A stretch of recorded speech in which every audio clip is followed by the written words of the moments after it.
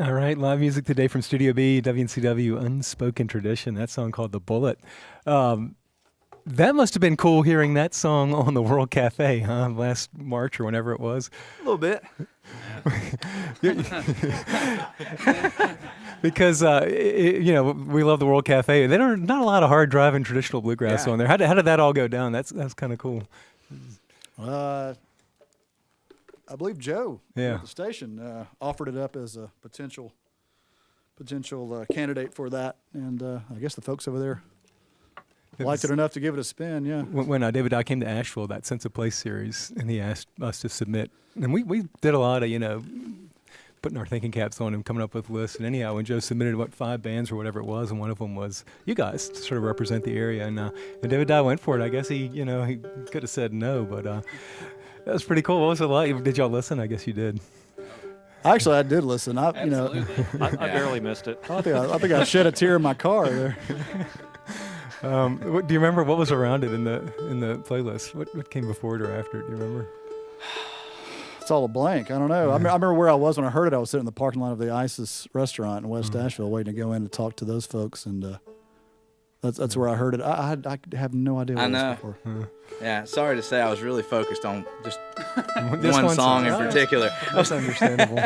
I just chuckle because it's really not what you'd expect from the normal playlist from that show. So anyhow, congratulations on that. Did you get a bounce or feedback or any?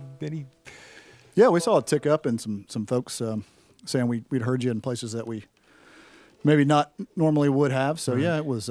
Yeah, it wasn't long after that, actually. I think at the ISIS, I had somebody approach us, and they said, "Hey, we heard you on the World Cafe." And I was like, "Wait, what, really? Okay, good." Thank you guys. Thank you guys. Yeah. Again, congratulations. I love that song, by the way. You talk about bluegrass and traditions, and one of the things is like there's certain subject matter, but you started. A little different kind of song there. You want to talk about that tune? Or? Well, I feel like a lot of the stuff we write, we live in a different time than Monroe and Stanley and those guys did. So contemporary subjects are contemporary subjects, but the music is we try to stay true to the roots. But I don't know. We wrote that song just kind of starting from scratch with the idea of personifying an inanimate object and the idea of a bullet being able to give you its opinion on its role in what it does is kind of an interesting take. I don't know. And it's not a pro-gun or anti-gun message. It's just think before you act. But that's what I like about that. There's so much emotion and all that around that issue, and you could step in it and you walk down a line and make us think without taking a side. Yeah, it's neat. Did the idea just come to you, or is it a long time in the making? I sat down and kind of wrote it in about 30 or 40 minutes. It was my songwriting process is weird. I can't control it, but it's like the floodgates open and then it's done. Yeah. And it'll go away for a little while and then 2 or 3 more will come to me. So it didn't take a lot of contemplation. It just kind of happened, and then these guys kind of helped complete the puzzle. I brought it to practice one night and everybody was. So, let's do this. Yeah. So you strum on a guitar and come up with a tune and bring it in, and they. Yeah, pretty much. I feel like that's how a lot of our songs kind of manifest themselves. Like I know a lot of songs will bring either a melody or the words, and we'll have. I feel like we're everybody here brings a very talent level in their musicianship, and so everybody can kind of fill in a piece here and there, and it just kind of takes shape as a group. Mm. We write it down on a piece of paper, then we sometimes lose that piece of paper. It's been a week. And a month later, we figure it back out again and start That's all over. Ty's role in the process. He brings the paper. He finds the paper. Yeah, exactly. I've got lots of papers with me here. Although the last album we upgraded to Google Docs. Yeah. So Yeah. That's a pretty handy Come tool. on into the new century. So much for tradition there. That's pretty cutting edge for bluegrass. Mostly, maybe there's a song there, like when your intonation. internet crashes. What do you do? One mule plow and laptops or something. Our internet's down. We can't play One Mule Plow anymore. Mules and modems or something. I don't know. We're brainstorming here. That's album New title. album title. Floodgates just opened. Album title. Creative genius at work right here today. Unspoken Tradition, they're playing live in Studio B today, tomorrow night at Newgrass Brewing Company here in Shelby, North Carolina. It's mostly original material you guys do, though. You throw in some of the old standards or? Yeah, Okay. we're known to play some standards here and there, but yeah. Yeah, it's a healthy mix.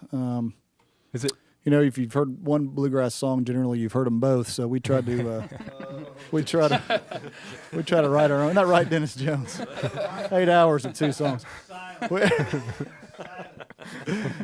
No, we definitely, we have the utmost respect for our forefathers in the genre, and even our contemporaries. We do some songs from friends of ours. So. Well, it's fun to play the old ones too. Sure. I think we just enjoy playing them as musicians, and we're kind of sick of our own songs to a certain extent. Well, those songs stick around for a Turn his reason. mic off. Turn his mic off. We usually don't let bass players talk. It's just that we need the harmonies. should So it's a tricky situation here. Do you ever dabble with an idea, like a song, a cover you want to do, and go, no, actually, we can't go there? All the time. They die in messaging most of the time. Yeah, you should hear the things we don't do. Yeah, text messages. Yeah, text messages all the time. It's like, how about this song? And yeah, we're pretty selective about what we decide to what makes the cut. If it's but yeah. As you've built your audience, you're a higher profile. You get on the radio more. Do you feel like there's more pressure on you to maintain a certain standard, or? We don't have any standards, No standards. but there's a lot of pressure. All right. Unspoken Tradition. They're playing. I should mention again the last CD, which came out in 2015, is called Miles Between, and we loved it. Certainly played it a lot. You're working on a new one, right? Is that any schedule on that, or? We're talking about trying to get back over to the studio before the end of the year. Mm-hmm. So we're just now experimenting with some things that we wrote, some things we've gotten in from different sources, and trying to work them up and see what fits us, and trying to take it up a level with each recording. This would be our third one, and This is always the fun phase. I like going back to work. It's Right. the challenge. You got to rise. You got to do better than last time. So You guys are tight. You're tightening up, playing more. Seems like.